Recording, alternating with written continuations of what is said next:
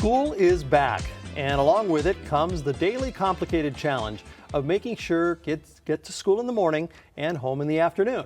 Widespread bus driver shortages have caused big headaches in recent years, but school transportation departments across the region are going all out to cover their bus routes before the school bell rings this year.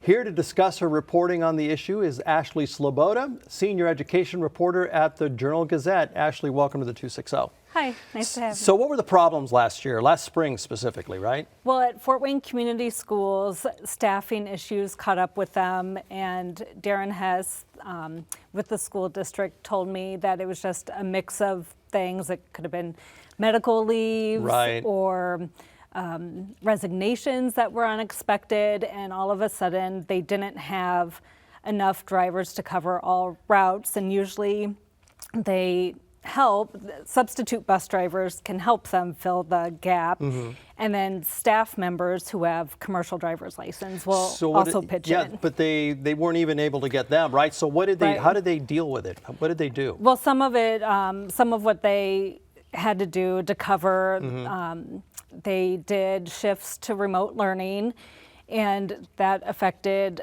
secondary schools.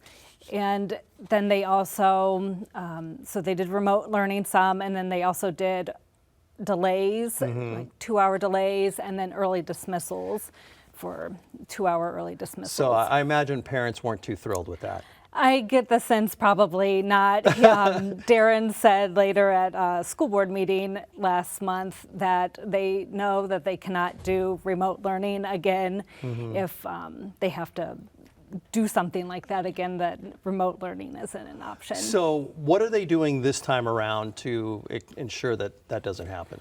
Well, they've had some hiring events. They held a couple of hiring events where prospective applicants could test drive a bus, and they held 2 of those. One was more popular than the other, but over the summer, they were able to get about 50 applicants, and 36 were brand new, didn't have any experience, so they've been training all summer to try to staff, and they should be close to covering all the routes. Is it difficult to find commercial driver's licenses here, well, people to work? They were saying that it can be difficult. They can get them for the school year, but then driving a bus is generally a 9-month job for however long the school year is.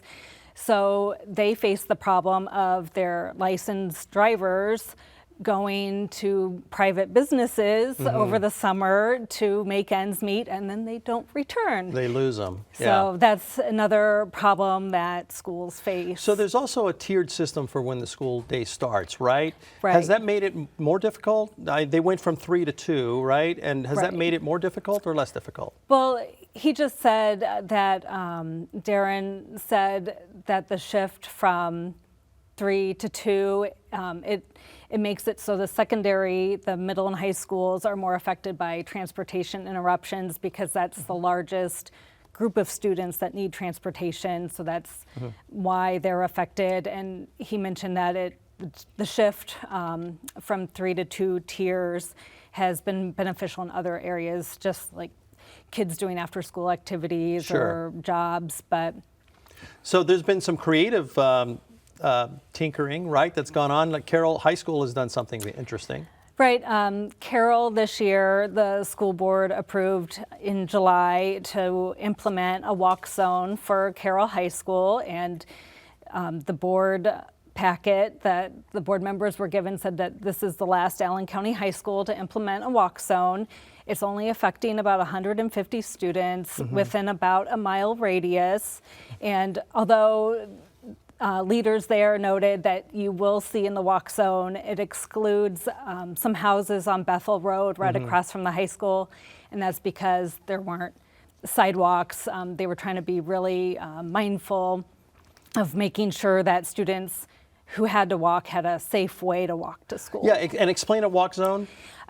Just the busing won't be provided for them. So okay, but it's safe and well designed for kids to. They made sure that the neighborhoods had sidewalks and proper lighting. Some board members asked, could we look at this for another school? I think they asked about one of the middle schools, and they said, well, problem with that is that there's no lighting in whatever area the board member was talking about. So they want to make sure with kids starting when it's dark in the winter, going to school and coming home, that there are well-lit areas for the kids to walk. And all the school districts will be hiring all the time, right? This is a need in the area. Yes, they are always hiring, and it seemed like the transportation directors that I talked with didn't want to jinx themselves, even if they felt comfortable for the school year. Right. They were afraid to say it because they're good, they know it just takes one resignation for them to have to hire. And they talk about that hiring's a